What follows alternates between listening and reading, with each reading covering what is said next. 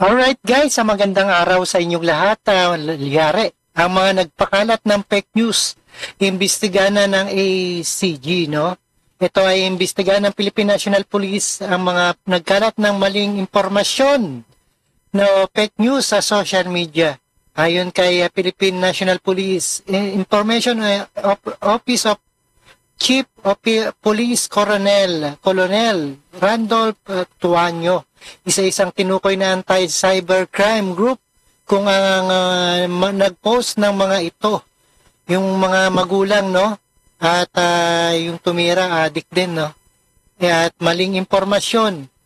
At panoorin po natin dito sa UNTV. Alright? Iniimbestigahan na ng Philippine National Police ang mga nagpapakalat ng maling impormasyon o fake news sa social media. Ayon kay Philippine National Police Public Information Office. Daming ganyan ngayon, no? Na fake news. At huwag kayo gumawa ng ganyan, no? Baka kayo ma-anti-crime. Chief Police Colonel Randolph Tuanyo, isa-isa na anyang tinutukoy ng anti-cybercrime group kung sino ang nag-post ng mga ito.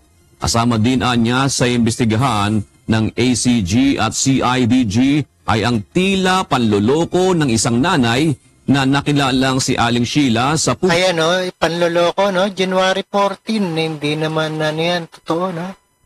January 23, 2024 lang, oh. Ayan, maling impormasyon. Kaugnay sa pagkamatay ng kaniyang anak.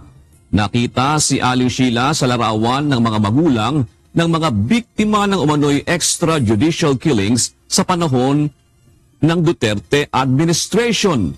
Ngunit nakilala si Aling Sheila ng kanyang kapitbahay at sinabing hindi mga pulis kundi mga adik ang pumatay sa anak. Yun, yari.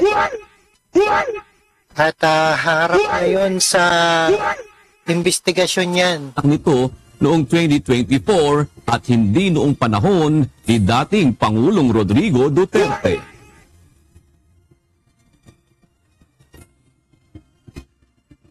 Kasama po yan sa mga inimbestigahan po nila, nakakatunayan na ibinigay na po nila sa direktor ng CIDG.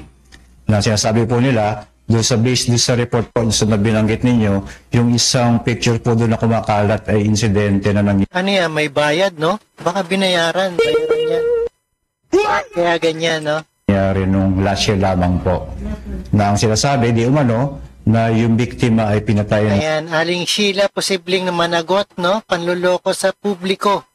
Isang fake news. Ayan.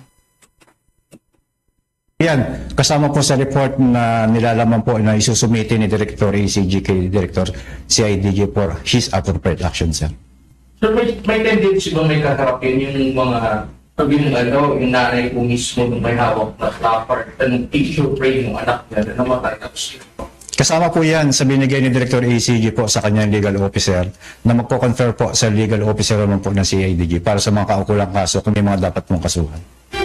Alright guys, ayan, napakinggan at napanood po natin ang fake news, ang mga pagkakalat ng fake news, iimbestigahan na ng ACG, no? Ayon kay Philippine National Police Public Information Office Chief Police Colonel Randolph Tuanyo. Alright? Ayan, patong-patong na kaso kayo ngayon. At panloloko sa lipunan, no? Tapos si ating dating President Digong Duterte ang nagsasaper, no? Doon sa ICC. At sana maibalik dito sa Pilipinas ang ating ex-president. Alright, maraming salamat sa inyong panonood at pakinig dito kay Rob Trip and peace out.